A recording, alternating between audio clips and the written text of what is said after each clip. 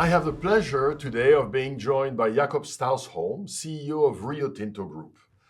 Rio Tinto is an Anglo-Australian mining and processing company. Its purpose reads, "We find better ways to provide the materials that the world needs." 150-year-old company, 57,000 employees, operations in about 35 countries, revenues of about $55 billion US dollars, 2023 EBITDA of about $25 billion US dollars, and market capitalization of around $100 billion US dollars. All these numbers place Rio Tinto in the top 2 or 3 mining companies in the world. Now, a few words about Jakob himself. Born and educated in Denmark, he joined Rio Tinto as CFO in 2018 and became CEO in January 2021. Prior to Rio Tinto, Jakob worked at AP Moller Maersk for 6 years, including the last 2+ years as Chief Finance, Strategy and Transformation Officer. Prior to that, 19 years at Shell in various roles, and in between, about 3 years as Group CFO of ISS, a very large global facility service provider. Jakob has also served on a number of boards over the years and, full disclosure, currently serves on IMD's foundation board. Jakob, thank you for joining us. Thank you. And a warm welcome to you. Thank you. Now, first, let's get some proportions right in order to help our listeners understand Rio Tinto's activities. So revenue composition, iron ore 56%, aluminum 21%, copper 12%, and minerals around 10%. Fair? Yes, but I tend to look at it slightly different. Okay. It's a very physical company, Rio Tinto. So we are the world's largest producer of iron ore. We basically ship out 1 million tons a day. Okay. It's massive. That actually makes us also the world's largest shipper on weight. We are the Western world's largest producer of aluminium. We are the world's largest producer of titanium. We are the world's second largest producer of boron. And then we are top 5, 8 on producing copper. We also produce diamonds, and we have byproducts such as gold and silver. And a number of growing materials that we'll get back to. So thank you for this. Now, Rio Tinto was the first major mining company, as I understand it, to divest coal assets around 2017. Now, I know you weren't there at the time. Why did they do that? Of course, it was before my time, and it's easy to say environmental concerns. The reality is Rio has gone through a period where it has purified its portfolio, simplified it, and there was probably a better owner for the coal asset. We didn't have critical mass, and that basically means that we are 100% materials company, not an energy company. Understood. Now, EBITDA-wise, iron ore represents about 80% of your total EBITDA, so obviously considerable. What I couldn't get was production. So a lot of production in Australia, I guess also Africa, Mongolia. Is there a way of kind of saying so many percentage here or not? Because it's so different in terms of the type of materials. I'm an economist. I think you're an economist as well. And one of the things you learn at university is why do you have international trade? And mining is actually the best example of it, because you don't have the geology in the same place as where you have the customers. Right. So you go the whole way back to the neoclassical theories of the law of competitive advantages. Our job basically starts with exploration, and our job is to try to provide the materials with least impact to the world. And that basically means you try to go to ores where you have the highest composition of the materials you look for, because that means you have to disturb as little land as possible. And in the case of iron ore, Australia is very, very rich on iron ore, but they barely have a steel maker in Australia.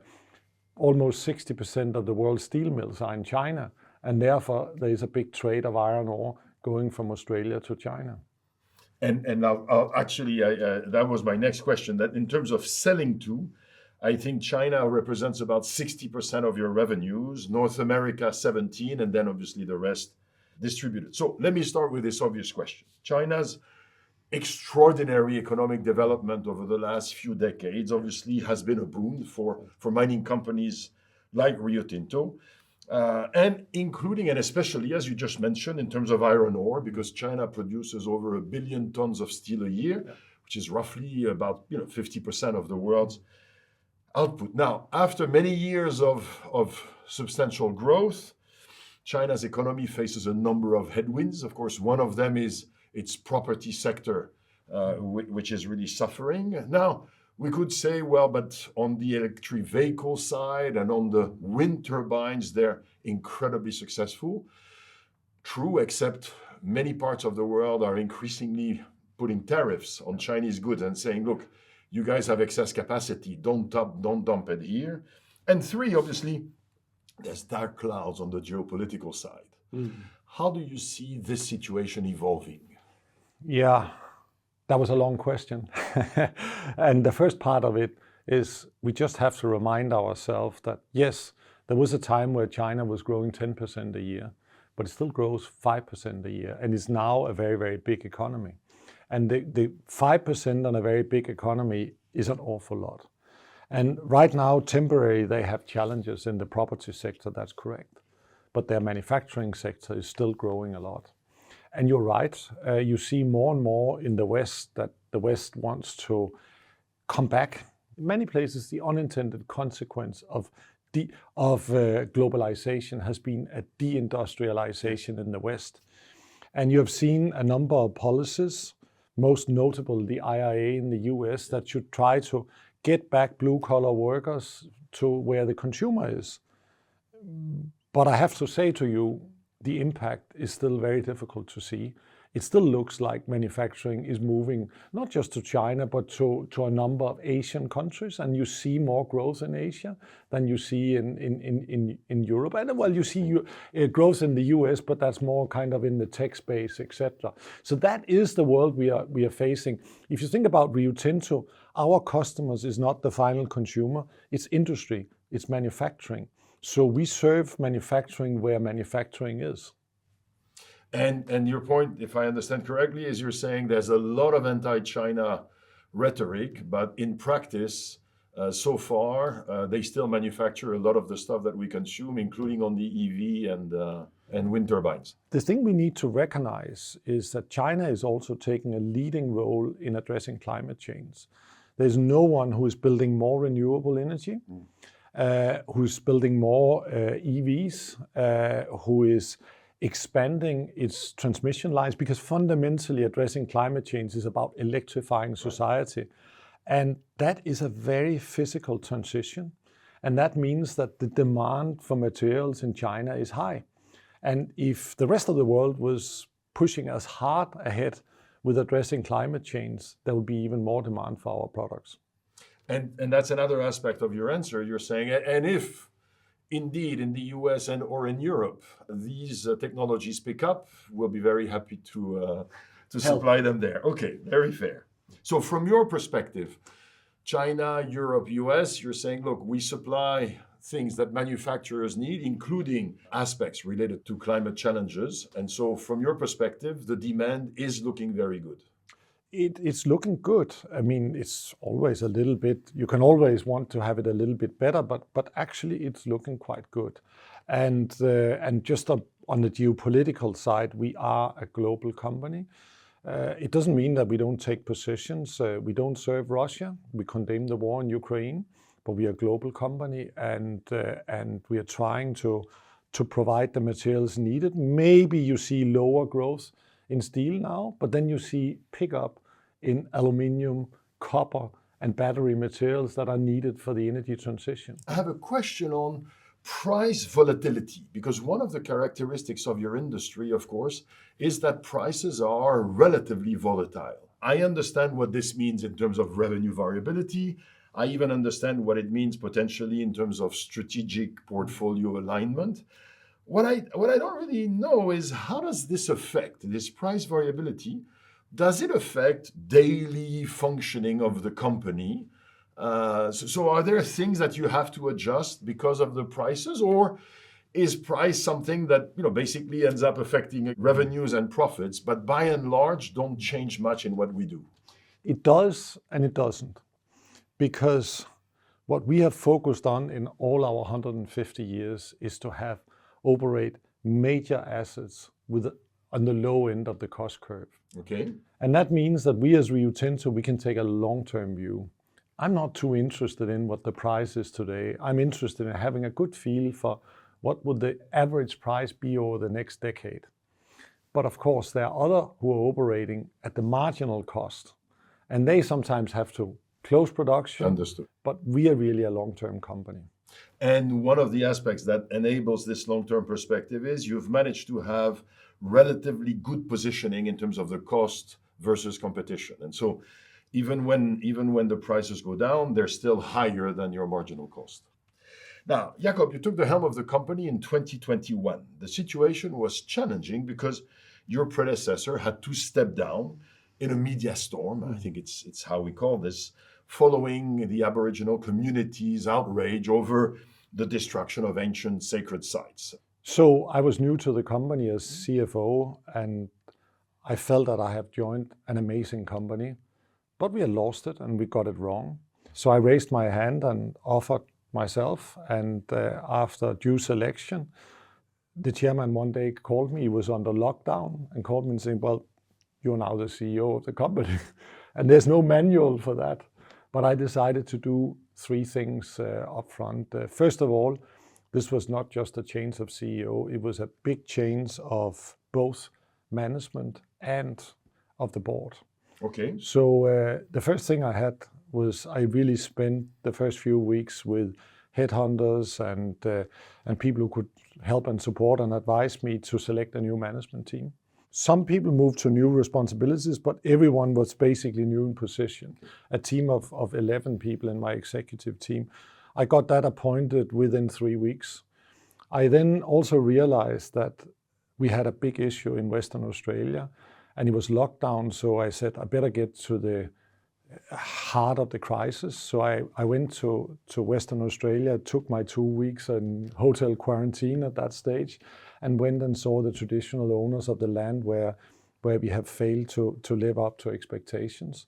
And the third thing I did was I said, I need to buy myself a bit time with a new management team to develop a strategy here, but I need to give something to the public.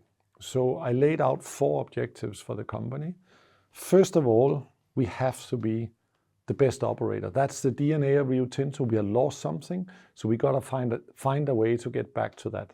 Secondly, we must have impeccable ESG performance. And I remember the discussions I had with the board. Careful, you're setting yourself up for failure. But what I'm trying to say here is just, you can see where societies are going.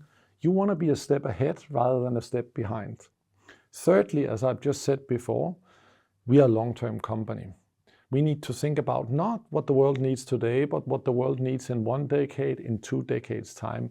I call it excellent development. Dare to develop the things you need so you keep on developing the portfolio with what the world needs. And fourthly, in our kind of business, mining and processing, you cannot do good business if you don't have a social license. So social license is critical. And here's the thing, you haven't heard anything about the shareholders. My view is you do those 4 objectives well, and the shareholders will be well taken care of. Understood. Now, at the time, if I remember well, you had to spend quite a bit of time in Australia because, of course, it was COVID, and so you couldn't really move around. That was a big commitment for you. Yeah, I did the first 4 months from hotel to hotel in Australia, but it was a very rewarding time in terms of just I had the opportunity to build new relationship, build connections. So it was all worthwhile. Yeah. Looking back, are there things that you would do differently if it was today, or looking back, you're saying, hey, I got this one right? Look, I'm now 3.5 years down the road, and there's always a lot of things you would like to do differently, but I wouldn't actually change that. I do think that the biggest learning about leadership is how imperfect you are yourself and how much of a journey you have to go on yourself. Because you know what? You go out and say, now I'm the CEO, we're going to do this. And you know what is happening? Absolutely nothing. You have to actually build the deeper connections and bring hearts and minds with you. So it's not enough that you have a sharp strategy. I would say there is a quote that I always use: culture eats strategy for breakfast. And I think I've learned that through certain things where I won the hearts and minds immediately. We were able to change with the speed of light because we got so many amazing people in Rio Tinto. And areas where I didn't got the hearts and minds, absolutely nothing happened. But I don't give up. So there's still things on the 4 objectives that we can do much better on. Now, over the subsequent months, of course, you worked on this new strategy, and clearly this new strategy had a strong climate change connection. And of course, it also had a strong energy transition connection. So tell us, obviously, in a few sentences, but what were some of the key trends, some of the key future projections that led you to the decisions that you made? First of all, what I was clear about, I wanted to do strategy different than what we have done in the past, where it very often became a little bit of projections of next year's budgets and things like that.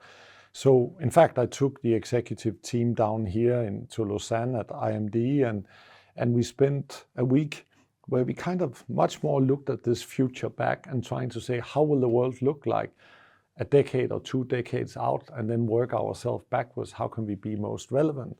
And when we did that exercise, it just became so clear that the energy transition was part and parcel of what had to be our strategic response. Since then, a few other things have come in. We have got much more geopolitical tensions and those sort of things. But at that stage, 3 years ago, that was the thing.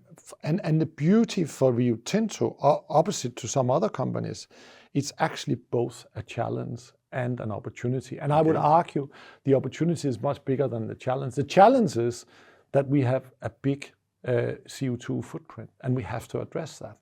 And that's your scope 1, scope 2. Exactly. But we also one of the world's largest on scope 3, because when we sell the iron ore to the steelmakers has massive CO2 emissions. So we cannot run away from having a big responsibility here. Now, the good news is the energy transition will require much more materials, more aluminium, more copper, more battery materials, and even somewhat more steel. So it's really good. But high-grade steel. High-grade steel, exactly. So, and that's what we are trying to find: high-grade iron ore, aluminium, copper, and battery materials. Now, in order to be credible exploring the opportunities, we have to address the challenge as well. So one of the first things we said, and it's funny when you sit in such a location and think strategy, you actually within, hours just takes pretty dramatic decisions. And one of the things we said is we have to reduce our scope 1 and 2 CO2 emissions by 50% by 2030. And then you say, why 50% by 2030? Simply because we played around and saying, what is the best we can do? Because that is, if you think about objective number 2, impeccable ESG, is you're committing to do the best you can do. And now, some days climate change is top of the agenda, and some days it's bottom of the agenda, but we just steer towards the long term, and we actually have gone from strategy to now having all the actions in place, so we feel quite comfortable that we can make a minus 50% by 2030. And it's very physical, because our emissions was around 34 million tons. So it's 17 million tons of CO2 we have to take out of our operations. It means a lot of investments in renewable energy, and it means changes to some of our manufacturing processes. That's what I remember. My recollection is that this also came with very strong investment commitments that you made at the time. Yes. And we started off, I remember when I went to my first capital markets day after a year in the job, and we came and said, we're going to invest 7.5 billion in order to get there. The share price went down, and investors said, why are you doing this? But that has actually changed now. And now we realize that we think we can do around NPV 0, reduce our carbon footprint by 50%. And if you think about the value of the firm, you're future-proofing your company. And if you can do that at no cost, it's amazing. And so just on this one, you say, well, my first capital market day, it's not exactly like people were standing on tables and shouting, yes, absolutely. Does that take a lot of resolve as a new CEO? Does it take a lot of board support also? Because a number of leaders would at that point either be shaken up or would shy away from this. It does. I think we were lucky that the public mood, we went from having really bad press to actually got quite positive press fairly quickly. That gave us some self-confidence. And then I think you as a CEO always have to remember that you actually, when do you have most authority? You have that early in your tenure. If you have to take risky decisions, you better take them early. Fair. Now, you mentioned that an electrified world will require more of the products and more of some of the materials. I think I read something like a typical electric car requires 6 times as much mineral inputs as a conventional car, and I think an onshore wind plant 9 times more than a gas-fired plant. Is that right? And what kind of materials are we talking about? But you're absolutely right. You use around 4 times more copper in an EV than in a conventional car. And EVs tends to use much more aluminium than steel because it's lighter. And then, of course, you got all the battery materials. And you're absolutely right with all the technology you have in the wind turbines. You use a number of different materials. So the demand for not just the materials I mentioned, the more common ones, but also a number of rare earths is going up quite significantly. Now, 1 or 2 additional questions. You have a huge project at a place called Simandou in Guinea.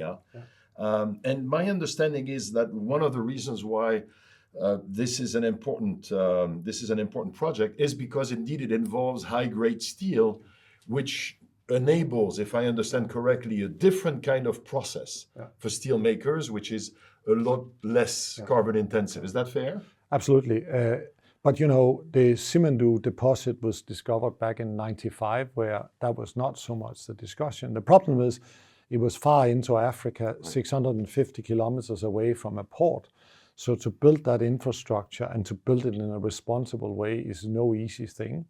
It's a joint venture we have with Chinese joint venture partners, and pulling this off, getting support from governments in the West and getting support from governments in China as well is a big thing. And then on top of that, it's the world's largest mining project. It's more than $20 billion in total. So it's just huge. We managed to make a final sanction this year, and now we're executing with the speed of light. So what does it do? Well, first of all, for a poor country like Guinea, it actually can, if done in the right way, if we do things to the highest ESG standards, it can be quite a country maker for them, creating employment, creating growth to their economy, taking some people out of poverty. But the second thing is it will reduce the CO2 footprint of the planet, because basically pure iron ore would be 70%, and here you have 67% purity. So you got very pure iron ore. That iron ore you can take through what you call a DIR process towards electric arc furnace. So you don't have to go through what you call a blast furnace where you combine coal with iron ore, and the CO2 emission is only, say, a fourth of what it otherwise would be. So it actually is significant. It's probably the one thing where we are reducing CO2 to the planet most by bringing this high-grade iron ore to the market. Now, on that topic that you just mentioned, how do you help the world balance, on one side, economic development, and of course, on the other side, community wishes and pressures? And I guess one of the projects where this really came to life was the Serbian lithium project, where initially it was looking good, and then there were quite a lot of community pushback. More recently, the Serbian government, the European governments, and so on have become more positive. And again, while one can certainly relate to local communities' concerns, My understanding is the project can boost the Serbian GDP by like 15-20%. So how do you think of these things? Because I know that you can relate, of course, to the local community's pressures. And yet at the same time, as we just said for Guinea, this is not only about the locals, right? It's also about the impact for the world. And I don't think it's the local communities, but there's clearly been a lot of resistance in Serbia. So we went in there in 2001, only a couple of years after the civil war. And we were invited in for doing exploration, and we were looking for boron. But we found a new mineral that the world had never seen before, which we have called jadarite, because it's close to Jadar. And the project is called Jadar. And jadarite is lithium and boron. And because it doesn't exist before, we haven't known about it, we had to develop a new processing methodology to extract the lithium from it. So it took us quite a while first to identify the ore body and find out what should be the processing methodology. And then in the end, we had a project that we could bring forward to the government. It was one of the first things I did when I became CEO. And I have been several times visiting the local communities and never experienced any resistance there. I've spoken to the local community there, but it suddenly became quite a big political issue. Okay. And that's what we are fighting right now. But at the end of the day, we just have to think about what our role is. We are professionals. We go in, we identify these things, and our customer wants it. The Western world wants the lithium. We were at a critical mineral summit with Chancellor Scholz and Commissioner Šefčovič only a few weeks ago. And we are happy to provide that, but we have to be humble and understand that we are not just private investments, it's societal choices. And Serbia has to find out, do they want to do this investment? We, of course, it's a democracy, we of course work with the elected government and try to find that out. And then there's a dialogue going on, and there has been some demonstrations, and they have to conclude that. My point is just, we're doing our professional job. We can do a lithium mine that the world has never seen before. We have done a couple of things where we are going beyond what is normal. There will be no wet tailings, there will be dry tailings. It's an underground mine. It will have a very small footprint. And I believe that the environmental impact is very, very low. It meets the standards of impeccable ESG, but ultimately it's the society to decide it, not me.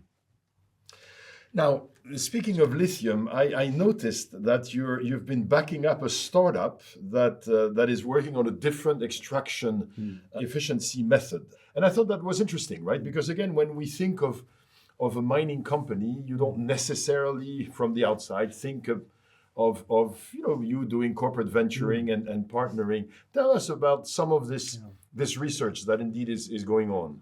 That's very, very good question. Because just when I started, I thought a bit about what are we actually doing in research and development? And I discovered that we were doing actually more than most other companies, because we got some pretty advanced manufacturing, particularly in Canada. We got some research institutions in France, in Australia as well. And one of the early decisions I did was to appoint a chief scientist who brings all that together. And the role of the chief scientist is not an internal role, it's an external role. And we have also set up a committee of external experts, of scientists, that meet and give us good advice on what we need to think about. So we are doing a lot of external partnership. I would say a lot of it is about new manufacturing technology for reducing CO2, but it's also about generally about how do you become more efficient, etc. And how do you get on to new things, because for example, lithium, nobody wanted lithium 20 years ago, and we are still in the early days of learning how to extract lithium in the most efficient way. So I would say we have doubled down a bit on research and development, and it comes back handy for us. Now, we just said that the world will need a significant increase in production capacity on some materials. You mentioned copper, you mentioned various materials involved in batteries. Now, increasing capacity on that scale will require massive investment. And reading in preparation to this discussion, a number of articles said, yeah, the world will require a set of investment, and right now we're not on track to reach that amount. Is that right? And if so, why isn't the world investing more? The world can easily be supplied with the materials. It's a question of the cost of it, and it's also very difficult to predict. So, for example, lithium, at some stage people were worried about, are you building enough capacity? The price went up 5 times. People start building a lot. And what has happened since then? The price have tanked by 80%. And the market economics works. So that's one of the challenges of your industry, this boom and bust cycle. But that's where the advantage comes in, that Rio Tinto is a big blue chip company with a strong balance sheet and a portfolio, i.e. diversification.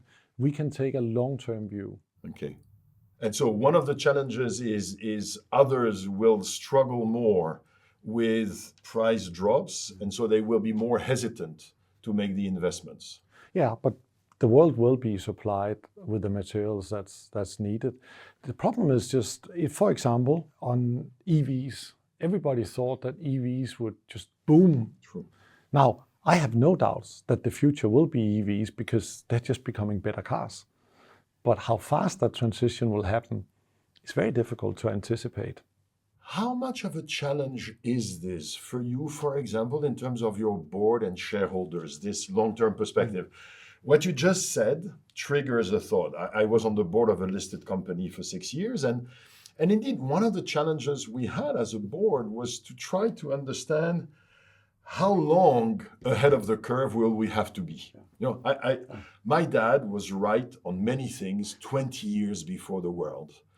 But when you're right 20 years before, it means you're wrong for 19 and a half years. That's a lot of time to be wrong. So how is this an issue? Is this something that you discuss a lot with your board and shareholders? It's a huge issue. I tell you one thing, we did buy an amazing company in 2008, the Canadian company Alcan. And At a high price. At a high price, because the thinking was, this company is producing the lowest carbon aluminium in the world, because with that went hydropower. Right. Amazing system, but the world has still not got a carbon price. So you could say that was a bit ahead of its time. And the reality is, if you really want to use the market economy for addressing climate change, you need a carbon price. So there is a big risk of being ahead of the curve as well. We certainly paid on that acquisition. It's a wonderful company, but as you said, we paid probably too much of it. And that's the kind of trade-off we have to think about. We try to think long-term, but not naively. We have to make sure that we're also surviving in the medium term. Let me ask you a related question. I had the opportunity to discuss with the CEO of ACWA Power. ACWA Power is a PIF partly owned Saudi company that is involved in water desalination and renewable energy. And one of the things that came up is, right now, what do you need to have green hydrogen? You need space, you need water, and of course you need renewable energy, for example, sun.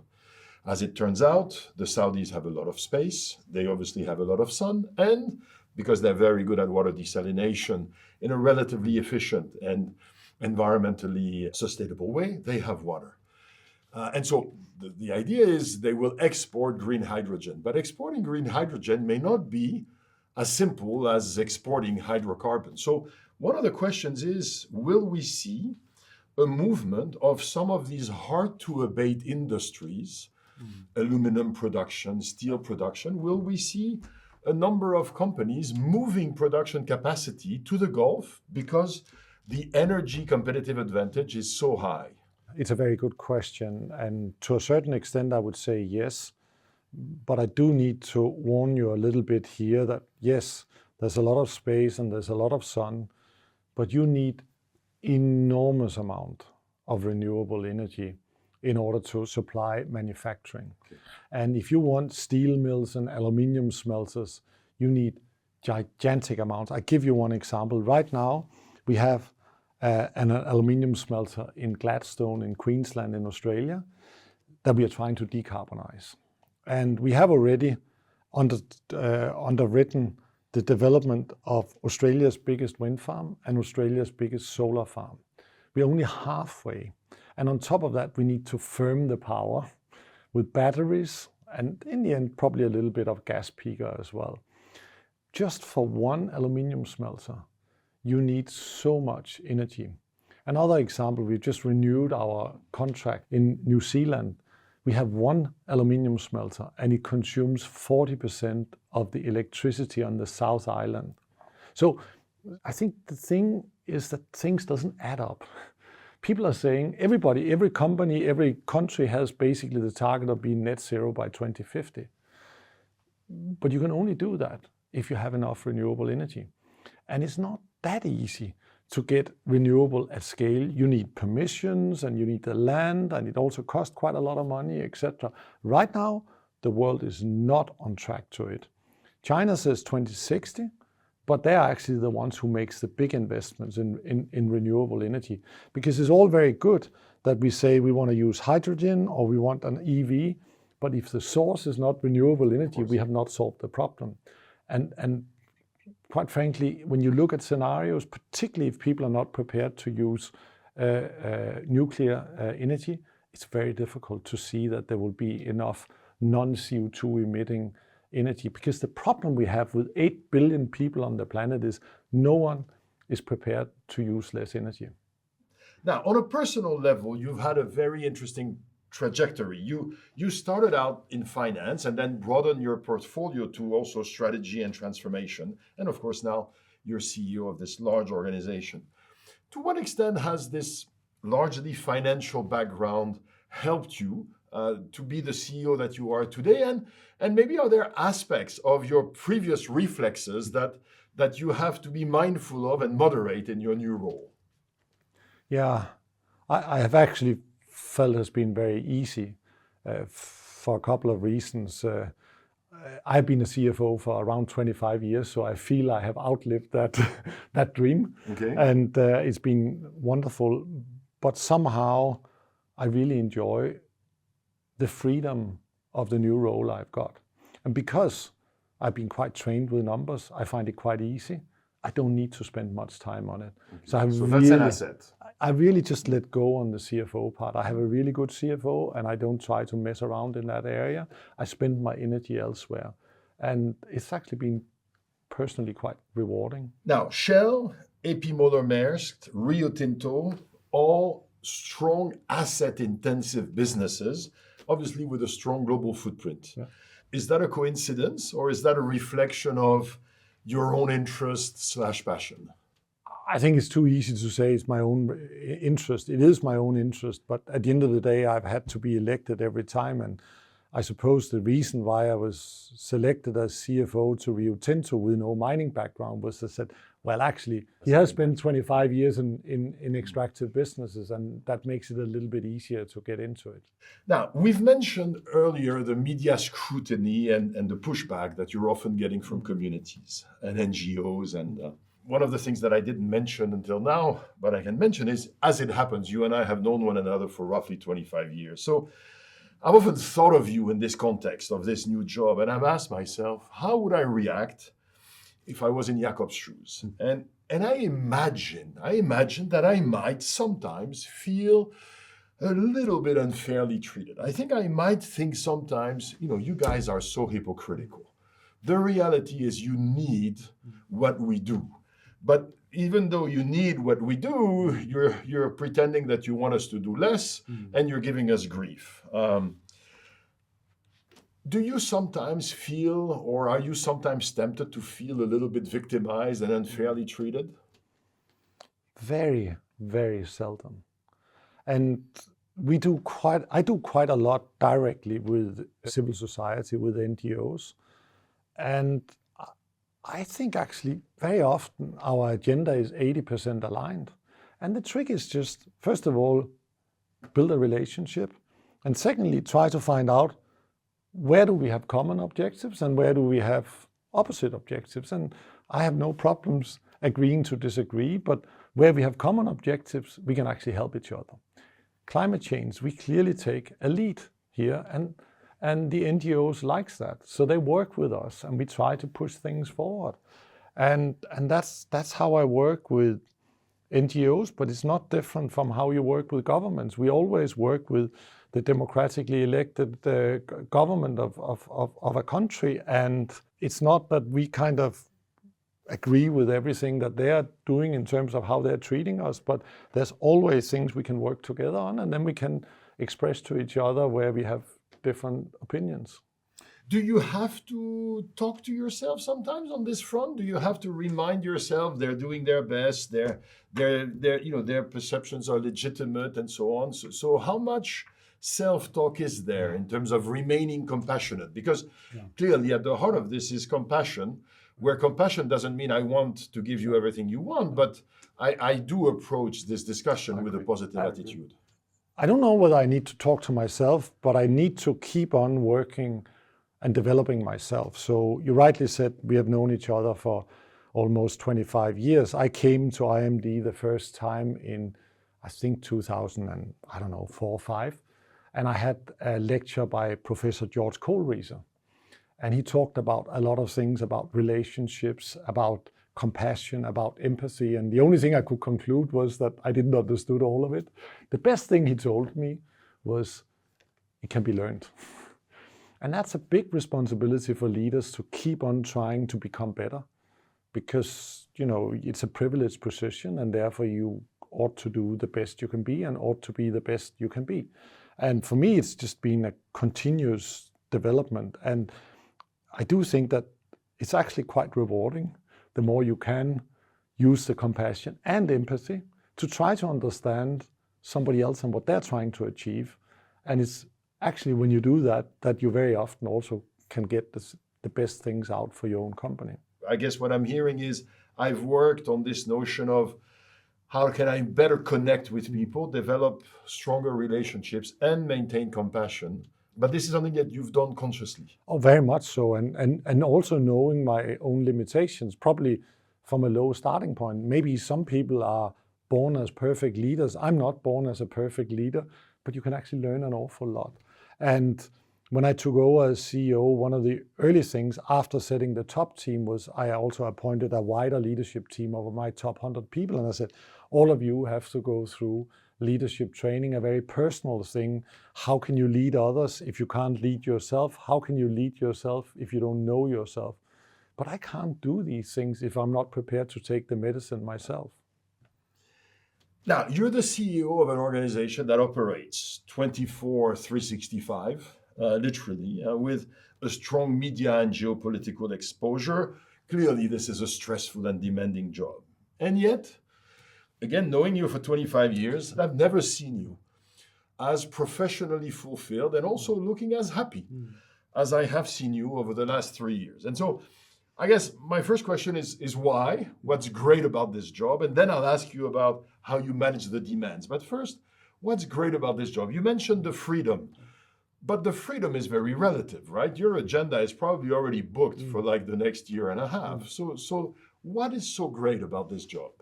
But actually, just starting there, you're right. My chief of staff basically lays out everything the next 18 months.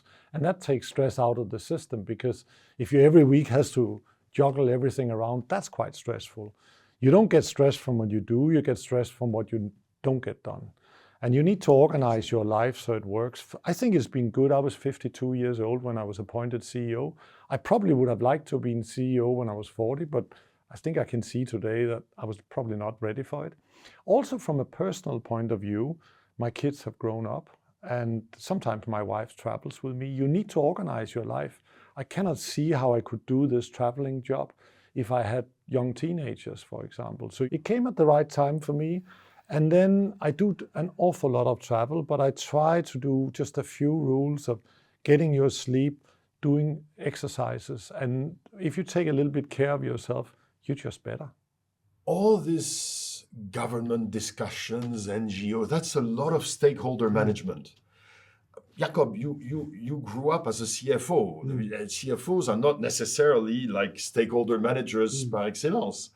So you've come to enjoy this the human side of it.